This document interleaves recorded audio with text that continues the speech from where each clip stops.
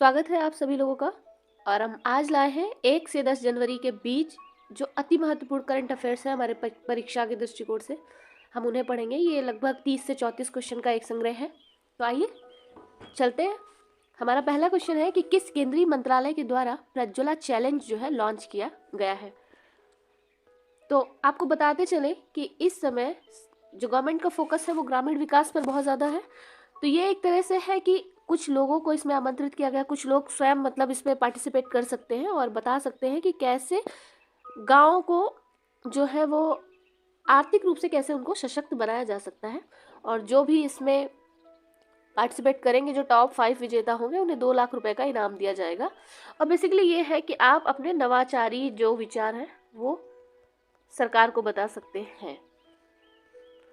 Brazil के 39वें राष्ट्रपति के रूप में किसके द्वारा शपथ ली गई है? तो लूला दा सिल्वा जो है इनके द्वारा शपथ ली गई है। और ये जो है बोल्सोनारो को हराकर ये राष्ट्रपति बने हैं और ये तीसरी बार इन्होंने ये चुनाव जीता है।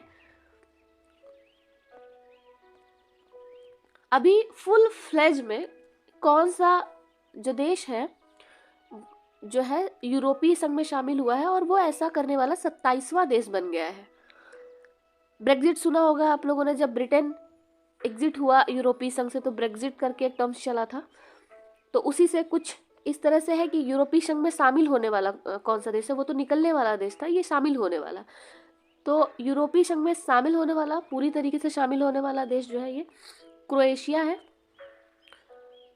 और इससे क्या होगा कि इससे यात्रा व्यापार, अभी तक क्या था, उसने यूरो को नहीं अपनाया था, उसने अपनी जो मुद्रा थी उससे ही उनका काम चल रहा था। फिर उन्होंने क्या किया कि यूरो को भी अपना लिया है। तो इस तरह से सारे टर्म्स एंड कंडीशंस मानने वाला ये 27वां देश एक तरीके से बन गया है।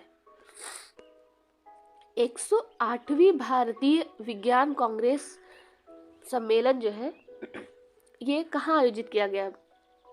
तो ये नागपुर में आयोजित किया गया। ये 2-3 चीज़ें इसमें याद रखनी है कि एक पहली चीज़, ये 108वीं विज्ञान कांग्रेस थी। कभी कभी पूछ सकता है कि कौन सी थी, ये मेरे साथ ये हो चुका है, एक बार पूछ लिया कि कौन से नंबर की ये विज्ञान कांग्रेस थी।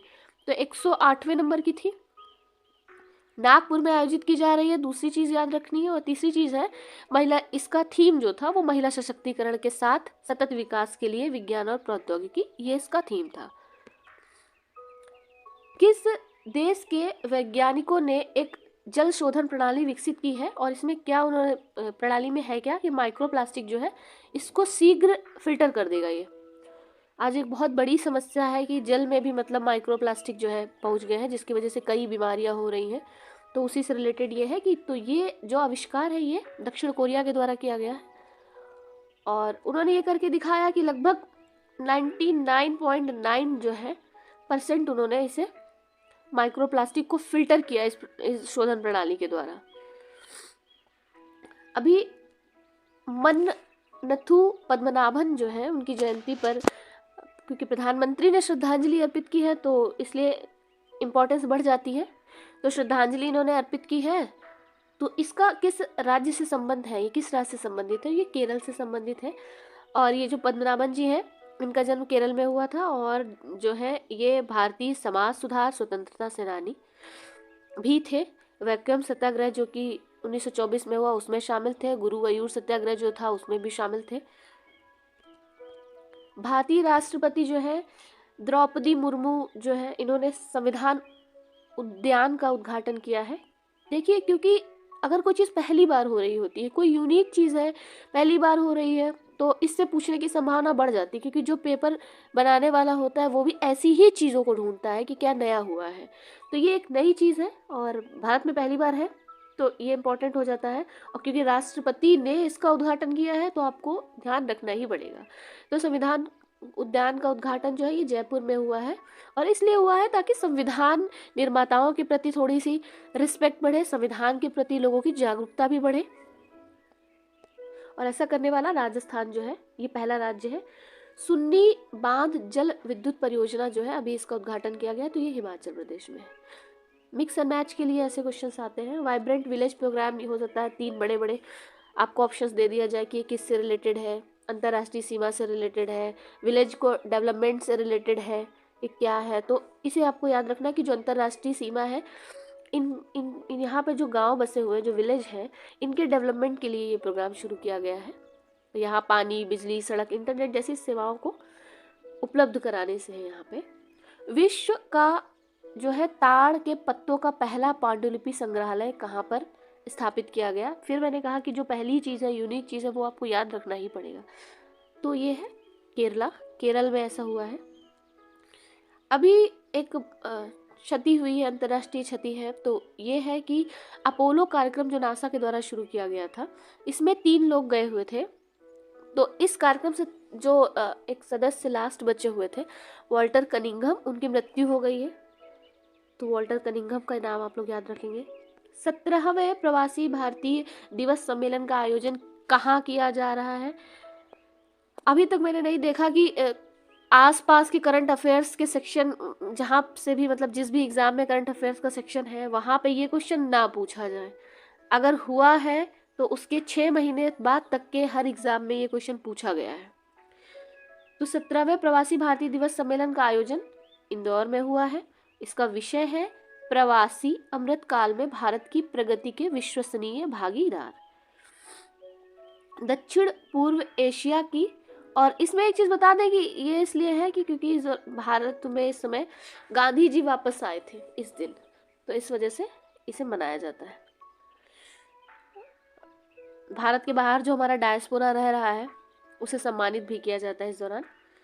और पहले प्रतिवर्ष मनाने की कोशिश की जाती थी। अभी क्या है कि लोग बोल रहे हैं कि भाई हमारा बजट कम है, तो अब हम प्रति 2 वर्ष में ये मना रहे हैं इस समय।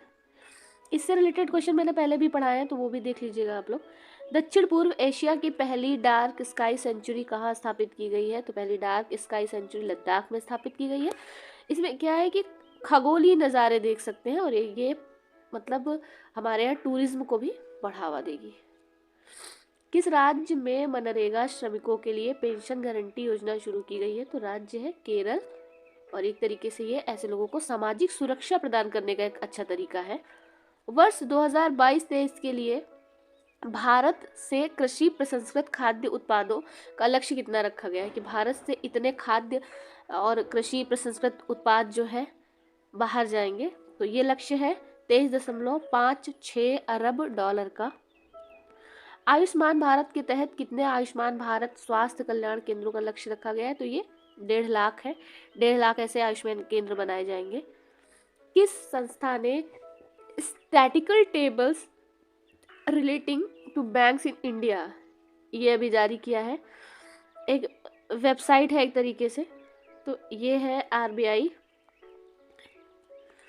तो आरबीआई के द्वारा जारी किया गया है, और इसमें क्या है कि देनदारियों और संपत्तियों की भी जानकारी इस पोर्टल पे आपको मिलेगी। जुआरी ब्रिज जो है कहाँ से संबंधित है? तो ये गोवा से संबंधित है। जुआरी एक बेसिकली नदी है, उसी पे ये ब्रिज बना है, तो जुआरी ब्रिज हो गया ये। और इससे क्या है, इसका मोटिव है उत्तरी और दक्षिणी गोवा के बीच जो है कनेक्टिविटी को सुधारना।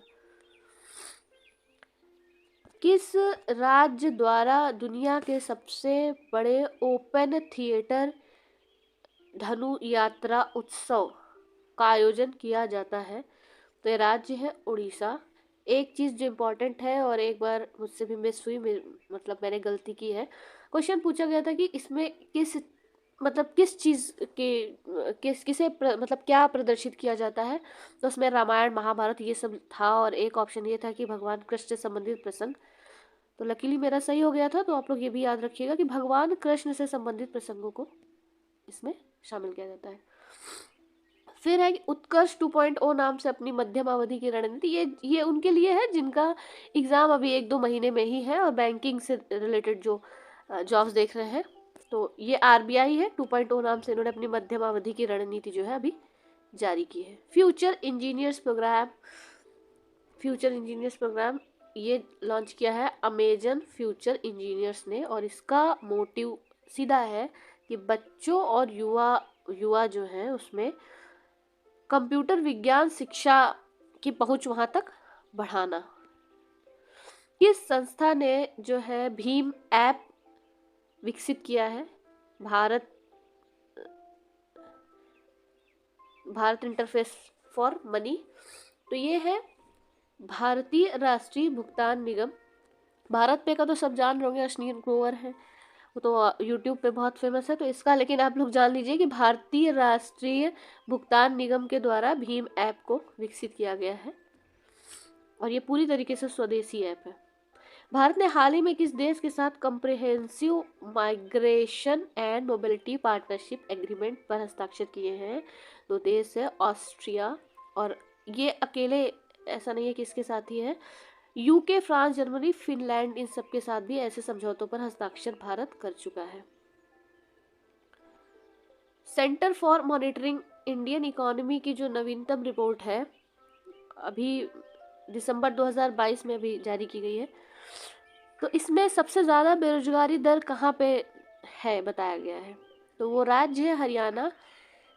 बताया गया है कि हरियाणा में इस समय बहुत ज़्यादा बेरोजगारी दर है, 37.4% हरियाणा की है, फिर राजस्थान की 28.5% है, फिर 20.8% जो है ये दिल्ली की है। किस देश ने चीन के सहयोग से पोखरा रीजनल इंटरनेशनल एयरपोर्ट, इसका शॉर्ट फॉर्म है प्रिया, इसका उद्घाटन किया है तो नेपाल ने किया है। नेपाल बेचारा हमेशा ही कंफ्यूज रहता है कि भारत की तरफ रहे कि चाइना की तरफ रहे, और सोचता है कि दोनों की तरफ रहते हैं, क्या समस्या है। प्रवासी भारतीय सम्मान पुरस्कार अभी दिया गया है मोहम्मद इरफान अली को। ये किस देश के राष्ट्रपति हैं? तो ये गुयाना के राष्ट्रपति हैं और 21 लोगों को ये पुरस्कार दिया गया है। कुमार पोस्ट सियाचिन में सक्रिय रूप से तैनात होने वाली पहली महिला, मैंने फिर बार बार मैं कहती हूँ कि पहली यूनिक चीज़ जो भी है वो आपको पढ़ के जाना है, और गलती करनी ही नहीं, इसमें तो गलती करनी ही नहीं है, कोई ऑप्शन नहीं है गलती करने का। तो ये कैप्टन शिवा चौहान है और इनकी तैनाती कहाँ की गई, अगर ये पूछा जाए तो ये सियाचिन ग्लेशियर कुमार पोस्ट, यहाँ पे इनकी तैनाती की गई है। बेली सस्पेंशन ब्रिज का उद्घाटन अभी किया गया है, तो ये उद्घाटन किया गया है जम्मू कश्मीर में। किस केंद्रीय मंत्रालय ने draft online gaming policy, actually अभी सरकार पे बहुत ज़्यादा दबाव था कि ये ऑनलाइन गेमिंग जो है यहाँ पे कई बार मतलब देखा गया है कि मतलब कुछ लोग पूरी तरीके से ही घाटे में चले जाते हैं, कुछ लोग थोड़ा बहुत फ़ायदे में रहते हैं, जो फ़ायदे में रहते हैं वो बहुत ज़्यादा प्रचार प्रसार करते हैं या प्रचार प्रसार करवाया जाता है, तो ये बहुत ज़्यादा मतलब यहाँ पे कोई ऐसी पॉलिसी नहीं थी कि इसको रेगुलेट किया जा सके, तो इसके लिए जो है ये एक ड्राफ्ट जो है जारी किया गया है ऑनलाइन गेमिंग पॉलिसी जो है इसके लिए। आज़ादी सैट उपग्रह, बहुत ही अच्छी न्यूज़ है ये कि आज़ादी सैट उपग्रह जो है इसे बनाया है 750 स्कूली लड़कियों ने, और ये है स्टार्टअप, एक स्टार्टअप से जुड़ा हुआ है। तो ये स्टार्टअप कौन सा स्टार्टअप है जिसके द्वारा ये बनाया गया, तो इसके बारे में देखते हैं। स्पेस किड्स इंडिया, ये एक चेन्नई बेस्ड अंतरिक्ष तकनीकी स्टार्टअप है और इसे 750 लड़कियों ने जो है इन्होंने मिल के जो है आज़ादी सैट नाम का एक उपग्रह बना डाला। एस्पिरेशनल ब्लॉक प्रोग्राम जिसे हाल ही में लॉन्च किया गया, कितने जिलों को ये कवर करेगा, तो ये 500 जिलों को कवर करेगा।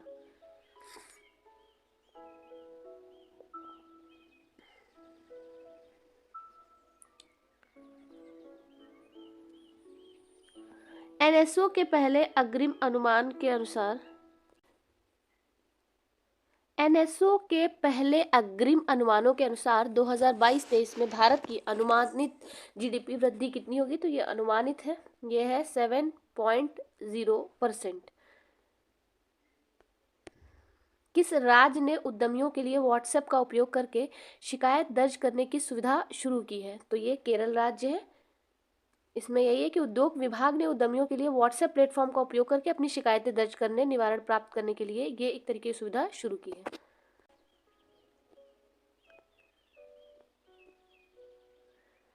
तो आज के लिए बस इतना ही। Please like, share, subscribe my channel.